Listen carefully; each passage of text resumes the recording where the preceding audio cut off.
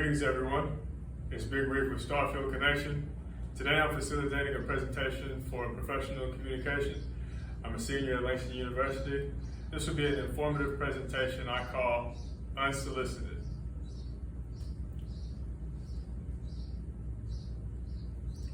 In this presentation, these are some of the contents. I have the introduction, and I'll go into some of the benefits of unsolicited proposals. Then I'll talk about risks and detriments, and then I'll give you a personal example, followed by a summary, closing thoughts, and references. How narrow is the scope of justice? Did anyone ask you? In my experience, in order to get justice, someone has to determine that an injustice has occurred. The individual or group that is responsible for making the determination should be unbiased and qualified in decision making. This is where I come in, with years of study, research, and experience on how narrow the scope of justice is, specifically in the Black American community in Tulsa, Oklahoma, home of Black Wall Street, has endured continuing injustice since 1921. So, in 2020, I created the Greenwood Renewal Proposal.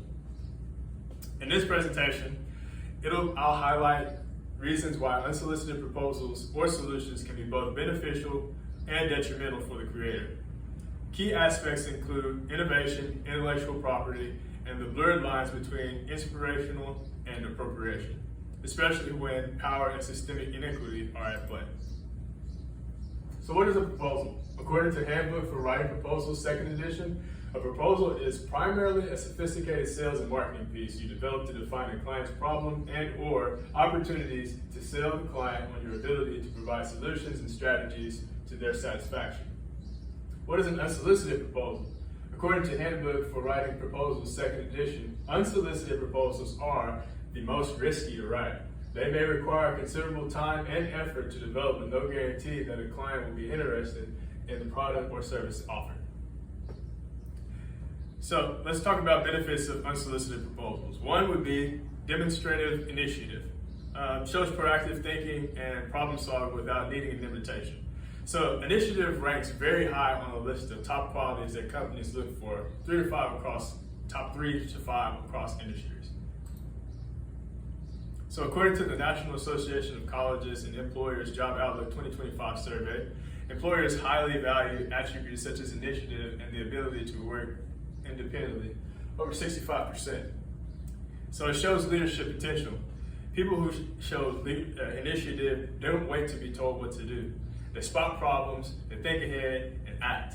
This is leadership at its core. It also builds visibility by enhancing your professional portfolio and reputation. And then it opens unexpected opportunities. You might attract the attention from external influencers or new audiences. And then lastly, it sparks broader conversations and awareness by bringing neglected issues into public or institutional focus. So now let's talk about risks and detriments. One is idea misappropriation. Organizations may extract and repurpose your work without giving you proper credit. Next, a lack of legal protection. Without a contract, you may have no recourse when your ideas are taken. Then, emotional and resource drain. Time and effort spent with no return, or worse, watching your idea profit someone else. So I'll give you a personal example now. After volunteering and applying for a role with an organization, I wasn't hired, okay? So that same organization later used my proposal framework and trademark elements of it for a citywide initiative. As you can see here, number 8, all Black Tulsa natives become tax-free indefinitely. And then number 9, Tulsa County real estate discounts for Black families of 4 or more to settle on land and build a house with solar capacity. Now we see how it's been repurposed here for immunity from city taxes, fees, assessments, and utility expenses. It says for a defined period versus my proposal, which said for indefinitely. Then following it, just like my proposal, it has an audit of city-owned land in Greenwood. And so the city will be auditing its land holdings in the historic Greenwood district to determine if they were unlawfully acquired during or after the massacre. So you see how it's been repurposed. So the lack of acknowledgement, especially after supporting the cause of justice, alongside them, it felt deeply disheartening. So, in summary, unsolicited proposals can be a double-edged sword. They allow us to be visionaries, but unsolicited proposals can also leave us exposed when the system doesn't protect us from creating them. So in closing, the next time someone says, "Did anyone ask you?" maybe the better question is, who benefits when we're not asked, but still exploited?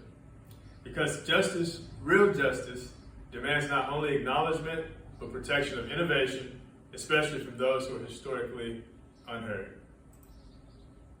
Here are my references.